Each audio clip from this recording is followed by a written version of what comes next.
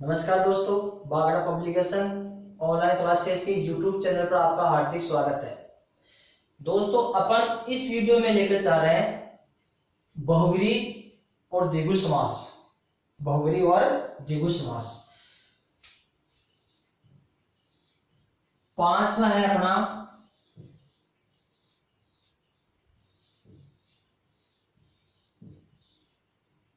बहुव्रीहि समास। कौन सा दोस्तों? बहुव्रीहि समास। इसकी परिभाषा क्या है? इस समास के दोनों पद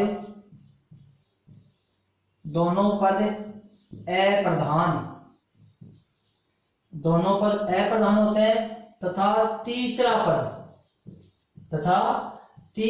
पद प्रधान होता है। दोस्तों, बहुव्रीहि समास में दोनों पदों के आधार पर अपन को पता नहीं लग पाता है कि बहुव्रीहि समास है। अपन को जो तीसरा पद या जो विशेष अर्थ निकलता है उसके आधार पर अपन बता सकते हैं कि बहुव्रीहि समास है। बहुव्रीहि समास में तीसरा अर्थ अनिवार्य रूप से निकलता है। अब जैसे दोस्तों, बहुव्रीहि समास में अधिकतर पौराणिक उदाहरण प्रयुक्त होते हैं। कौन से दोस्तों? पौराणिक उदाहरण प्रयुक्त होते हैं। अब जैसे अपन लेते हैं यहां पर चंद्रशेखर, चंद्रचूड़,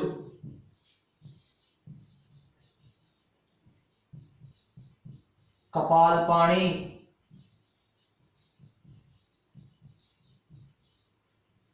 वीणापाणि,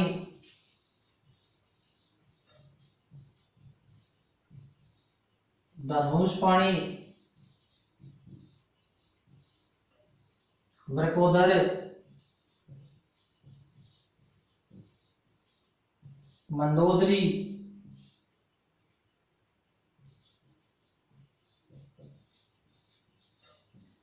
गुडाकेश,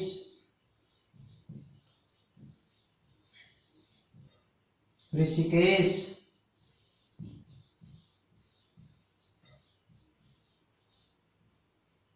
हिरण्यगर्भ,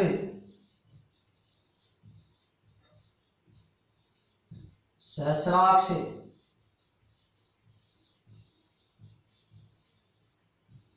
अंशुमाली,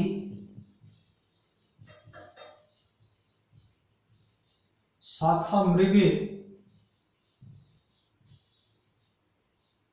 श्रीश,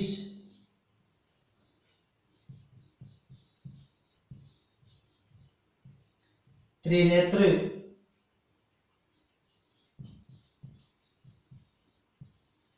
विनायक,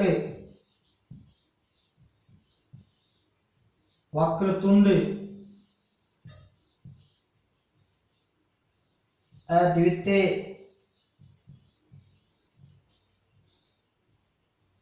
अजातशत्रु,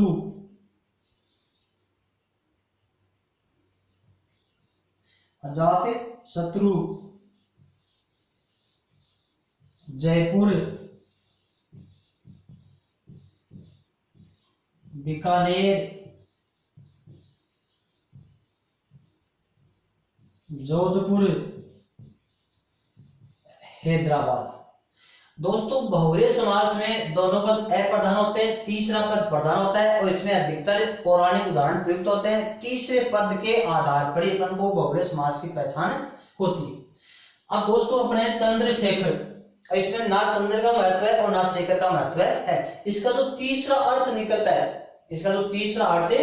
है, बहुव्रीहि समास के उदाहरण अनलिमिटेड है, असंख्य है। कितने उदाहरण लिखते जाओ, तीसरा अर्थ निकलते ही आपका बहुव्रीहि समास माना जाता है। और बहुव्रीहि समास अव्ययभाव समास में, तत्पुरुष में, क्रमधारय में और द्विगु समास, इन चारों में चलता है। इसके उदाहरण इन चारों समास में मिल जाते हैं, बल्कि द्वंद्व समास में बहुव्रीहि समास का उदाहरण कभी भी प्रयुक्त नहीं होता है। चंद्रशेखर है तो चलो, चंद्र है जिसके सिर पर या शेखर पर, कौन हो गए? शिव जी। चंद्रचूड़, चंद्र है जिसकी चूड़ पर, चूड़ का अर्थ था दोस्तों चोटी, तो चंद्र है जिसकी चूड़ पर या चोटी पर, हो गया आपका शिव जी। कपालपाणि, कपाल है कपाल है जिसके पानी में, पानी का अर्थ होता है दोस्तों यहाँ पर हाथ, तो कपाल है जिसके पानी में, कौन, शिव। वीणा है जिसके पानी में, वीणा जिसके हाथ में है, सरस्वती। धनुष है जिसके पानी में, धनुष है जिसके हाथ में है, राम। वृकोदर यहां पर होगा वृक के समान है जिसका उदर, वृक के समान है जिसका उदर।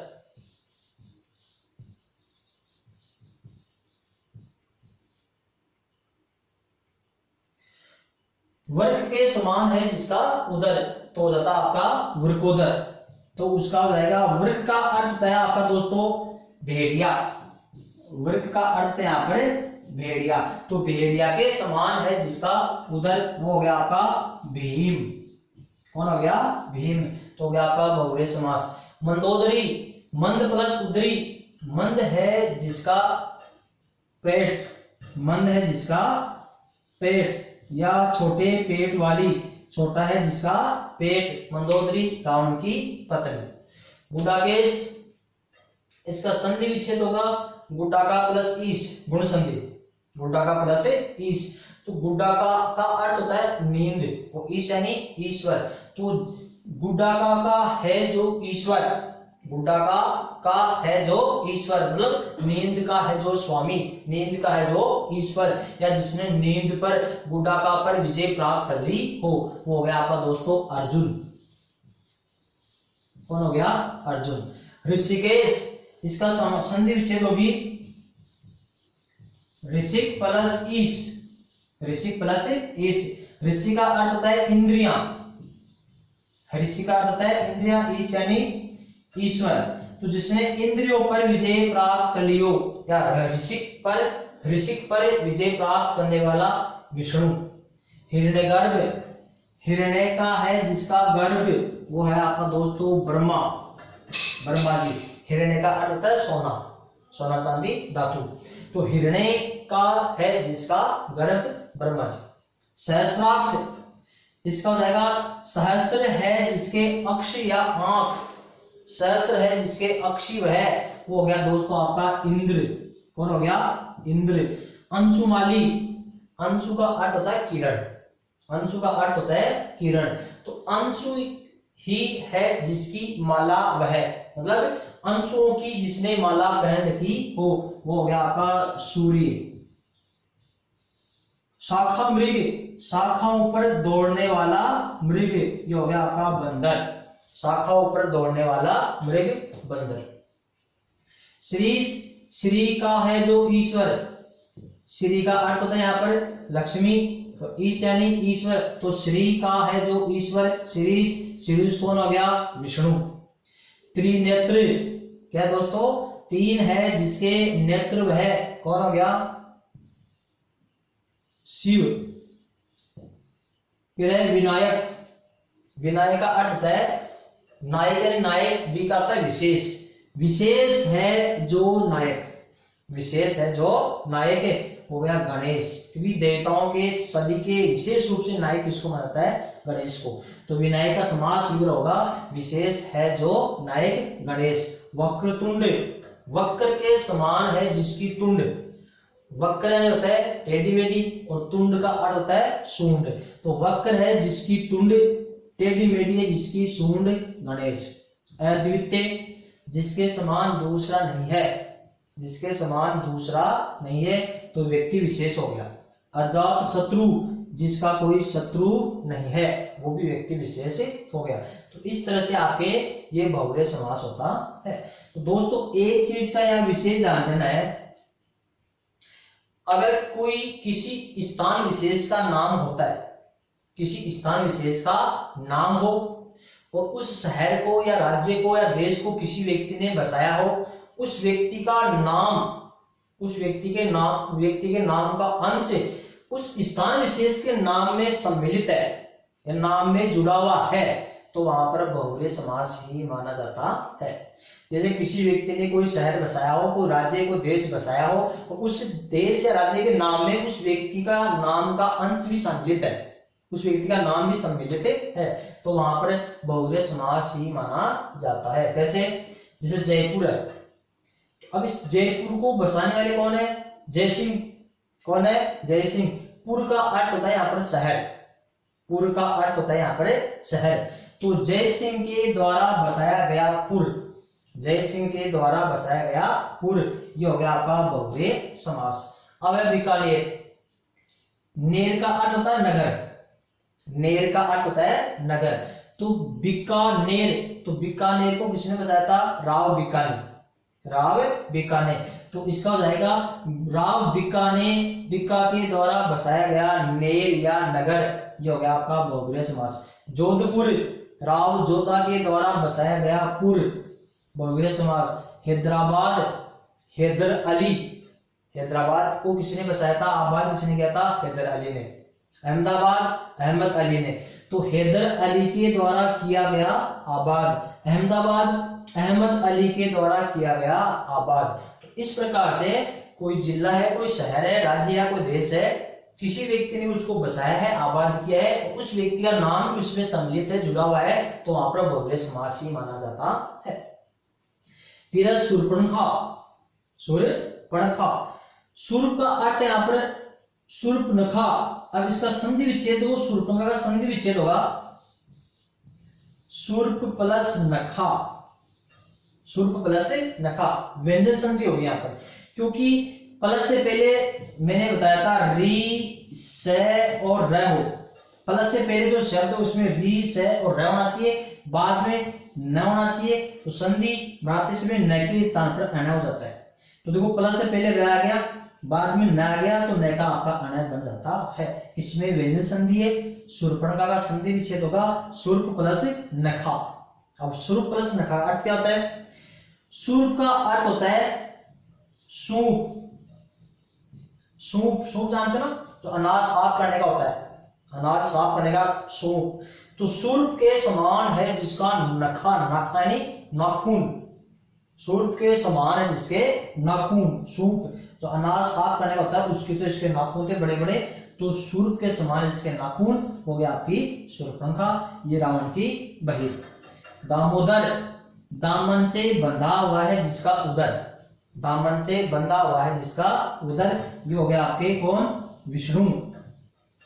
वसुंधरा, वसुंधरा का अर्थ होता है वसु प्लस धरा, संधि हो जाएगी आपकी व्यंजन संधि, वसु प्लस धरा। वसु का अर्थ होता है रत्न और धरा का अर्थ होता है धारण करना। तो जो रत्नों को धारण करती है वसुंधरा, वसुंधरा कौन? धरती। तो ये सारे जो भी रत्न है, हीरे मोती, ये सारे कहां से निकलते हैं? खनिज पदार्थ धरती से निकलते हैं। तो जो रत्नों को धारण करती है या वस्तुओं को धारण करने वाली वसुंधरा धरती। इस प्रकार से तीसरा अर्थ निकलेगा, तो आपका दोस्तों बहुव्रीहि समास ही माना जाएगा। अब है दोस्तों अपने इससे अगला समास है अपना लास्ट समास है द्विगु समास। कौन सा है? द्विगु समास। द्विगु समास में दोस्तों मैंने आपको ये बताया था, इसकी परिभाषा होती है कि इस समास का पूर्व पद संख्यावाची होता है। इस समास का पूर्व पद क्या होता है दोस्तों? संख्यावाची होता है। बल्कि दोस्तों संख्यावाची तो बहुव्रीहि समास में भी होता है। अब अपन इन दोनों में तुलनात्मक अध्ययन कर रहे हैं, तुलनात्मक अध्ययन करेंगे। यह है आपका द्विगु समास। मैंने शुरू में बताया था कि द्विगु शब्द में कौन सा समास है? इस द्विगु शब्द में भी द्विगु समास ही है, दो वायों का समूह है। इसकी परिभाषा है पहला पद, पहला पद दोस्तों क्या होता है? संख्यावाची। पहला पद क्या होगा? संख्यावाची। और द्विगु समास में पहला पद संख्यावाची होगा, और द्विगु शब्द में भी पहला पद संख्यावाची है, और द्विगु शब्द में भी द्विगु समास ही होगा। अब दोस्तों पहला पद संख्यावाची, संख्या कौन सी हो सकती है? संख्या कौन सी हो सकती है? जबकि संख्यावाची बहुव्रीहि समास में भी होती है, बल्कि उसमें तीसरा अर्थ निकलते ही ये संख्यावाची पद आपका द्विगु समास फैल हो जाता है और बहुव्रीहि समास में चला जाता है। अब द्विगु समास में पहला पद क्या होता है? संख्यावाची होता है। अब कैसे? द्विगु समास में कौन कौन सी संख्या आ सकती है दोस्तों, मैंने आपको शुरू में बताई थी। जैसे ये आपका एल है, एल का मतलब ये है जैसे 1 से लेकर के 100 तक, 1000 तक, 10,000 तक गिनती है, तो द्विगु समास में सारे संख्यावाची पद नहीं आते हैं। द्विगु समास में कौन कौन से संख्यावाची पद प्रयुक्त होते हैं वो आपको मैं बताने जा रहा हूं। 1 2 3 4 5 6 7 8 9 और 10, 11 12 13 14 15 16 वो 10 हो गए। 10 के बाद 20 30 40 50 60 70 80 90 और 100। तो दोस्तों द्विगु समास में बस केवल ये एल ही प्रयुक्त होता है, एल के अलावा द्विगु समास में कोई संख्यावाची पद नहीं आ सकता है, एक अपवाद स्वरूप छोड़कर। अब एल का मतलब है 1 से 10 और 10 से 100। बस केवल द्विगु समास में पहला पद संख्यावाची होगा तो पहला पद संख्यावाची इस एल में से ही होगा। जैसे एकांकी, दुनाली, दुपट्टा, तिराहा, त्रिभुज, चौराहा, पंचामृत, पंचपात्र, षटकोण, सप्ताह, सतरंगी,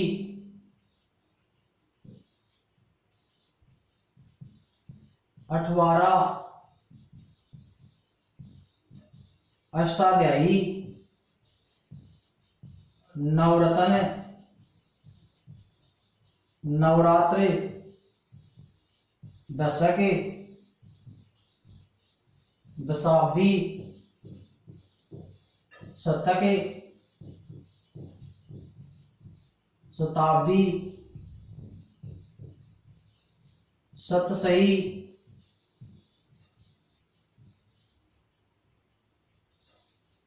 सहस्राब्दी। दोस्तों अब आपके सामने है कि ये उदाहरण सारे द्विगु समास के हैं या नहीं है। तो द्विगु समास में पहला पद क्या होता है, संख्यावाची। द्विगु समास में पहला पद क्या होता है, संख्यावाची होता है। और वो संख्या कौन सी होनी चाहिए, एल में से 1 से 10, 10 से 100। तो देखो 1 दुनाली में, 2 दुपट्टा में, 2 तिराहा, 3 त्रिभुज, चौराहा, 4 पंचामृत, 5 पंचपात्र, 5 षटकोण, 6 7 सतरंगी, 7 अठवारा, 8 अष्टाध्यायी, 8 नवरत्न, नवरात्र, 9 दशक, दशाब्दी, 10 शतक, शताब्दी, 100 शतसही, 700 सहस्राब्दी, 1000। तो दोस्तों अपन आगे बढ़ सकते हैं, 100 200 400 200 300 400 500 600 700 800 900 1000 ऐसे बढ़ सकते हैं, बल्कि एल के अलावा नहीं हो सकते। अब इनमें पहला पद संख्यावाची है और पहला पद संख्यावाची केवल एल में से ही है, और द्विगु समास में एल में से संख्यावाची पद होता है। बीच के चले गए आपके द्वंद्व समास में। अब दोस्तों देखिए, अब कभी कभार जैसे त्रिनेत्र है, त्रिनेत्र शब्द आ गया, फिर अपने हैं दशानन, फिर है अपने चतुर्भुज, कौन सा है, चतुर्भुज, फिर है अपने सप्तऋषि, सप्तऋषि। दोस्तों जो मैंने उदाहरण लिखे हैं इनमें भी पहला पद संख्यावाची ही है, इनमें भी पहला पद क्या है, संख्यावाची, इनमें भी पहला पद संख्यावाची। बल्कि मैंने आपको ये बताया था कि संख्यावाची पद हो अगर उसका तीसरा अर्थ निकलता है तो उदाहरण बहुव्रीहि समास में माना जाएगा। तो यहाँ पर त्रिनेत्र 3 है जिसके नेत्र शिवजी हो गए। यहाँ पर त्रिभुज में 3 भुजाओं का समूह, कोई विशेष अर्थ नहीं निकलता है तो द्विगु समास में जाएगा, ये जाएगा आपका बहुव्रीहि समास में। यहाँ पर दशानन है, 10 है जिसके आनंद है रावण हो गया, बहुव्रीहि समास है। चतुर्भुज, अब इसमें द्विगु समास भी है और बहुव्रीहि समास भी है। 4 भुजाओं का समूह करोगे तो द्विगु समास हो जाएगा, और 4 है भुजाएं जिसके वह, 4 है भुजाएं जिसके वह, तो हो जाएगा आपका बहुव्रीहि समास। फिर है सप्तऋषि, 7 ऋषियों का समूह करोगे तो द्विगु समास है, और 7 ऋषि विशेष करोगे तब आपका बहुव्रीहि समास भी है। तो कुछ उदाहरण ऐसे होते हैं इसमें बहुव्रीहि समास भी होता है और अन्य समास भी होते हैं। तो अगर ऑप्शन में दोनों आ जाए तो पहले बहुव्रीहि समास ही माना जाएगा। अब दोस्तों अपन चलते हैं, जैसे एकांकी है, एक अंक वाला एकांकी हो गया। एकांकी शब्द पुल्लिंग है स्त्रीलिंग है? दोस्तों एकांकी शब्द पुल्लिंग होता है। एकांकी बहुत अच्छी है या फिर एकांकी बहुत अच्छा है, दोनों में शुद्ध वाक्य कौन सा है? एकांकी बहुत अच्छा है, न कि एकांकी अच्छी है। एकांकी एक नाटक का भाग होता है, नाटक अच्छा होता है, पुल्लिंग में आता है तो एकांकी भी पुल्लिंग में ही आएगा। एकांकी बहुत अच्छा है, ये वाक्य शुद्ध है। तो एकांकी हो जाएगा समास विग्रह एक अंक वाला। दुनाली दो नालियों वाली। दुपट्टा दो पट्टियों का समूह है, दो पट्टियों का समूह है। तिराहा 3 राहों का समूह है। त्रिभुज 3 भुजाओं का समूह है। चौराहा 4 राहों का समूह है। पंचामृत 5 अमृतों का समूह है। पंचपात्र 5 पात्रों का समूह है। षटकोण 6 कोणों का समूह है। सप्ताह 7 या सप्त अहनों का समूह है, 7 सप्त दिनों का समूह है। सतरंगी 7 रंगों का समूह है। अठवारा का होगा दोस्तों 8 वारों से लगने वाला बाजार, अपन इसको हटवाड़ा बोल देते हैं, बल्कि शुद्ध होता है अठवारा, 8 वारों से लगने वाला बाजार। अष्टाध्यायी 8 अध्यायों का समूह है। नवरत्न 9 रत्नों का समूह है। नवरात्रि 9 रात्रियों का समूह है। दोस्तों यहाँ पर नवरात्रा नहीं होता है, ना ही तो नवरात्रि होती है और ना ही नवरात्रा होता है, ये दोनों शब्द अशुद्ध है, केवल शुद्ध शब्द है नवरात्रि। तो 9 रात्रियों का समूह है। दशक 10 वर्षों का समूह है। दशाब्दी 10 अब्दों का समूह है। इसका समास वैसे होगा 10 अब्दों का समूह है। अब्द का अर्थ होता है यहाँ पर वर्ष। शतक 100 का समूह है। शताब्दी 100 अब्दों का समूह है या 100 वर्षों का समूह है। सतसई का अर्थ है सत यानी 7, सत का अर्थ होता है 7, सही यानी 100, तो 700 का समूह है, वो गया आपकी सतसई। इसमें बहुव्रीहि समास भी है क्योंकि बिहारी की एक रचना है। सहस्राब्दी 1000 अब्दों का समूह है, अब्द यानी वर्ष। तो इस प्रकार से दोस्तों ये द्विगु समास होता है, और द्विगु शब्द में भी आपका 2 गायों का समूह है, द्विगु समास ही है। तो दोस्तों द्विगु समास का पहला पद संख्यावाची होता है।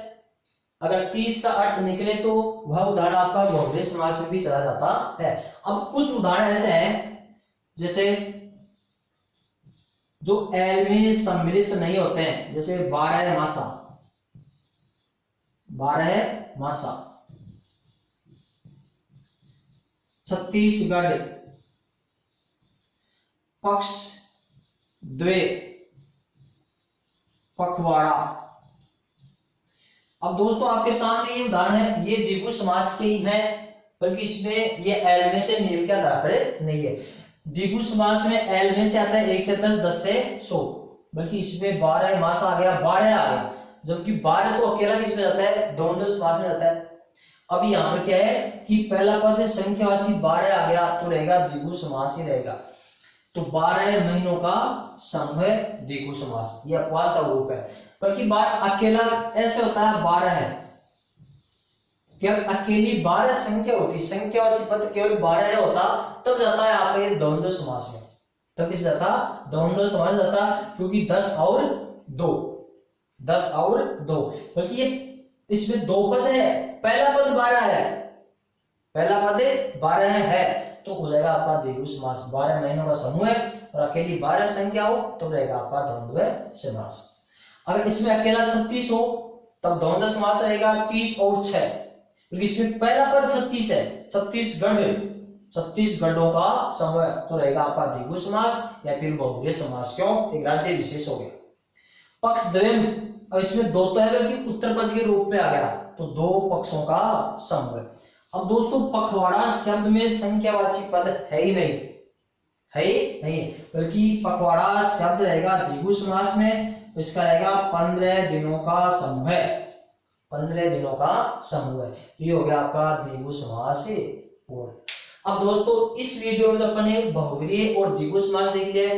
अगले वीडियो में अपन द्विगु और बहुव्रीहि समास में अंतर तुलनात्मक अध्ययन करेंगे कि कहां पर द्विगु समास होता है और कहां पर बहुव्रीहि समास होता है।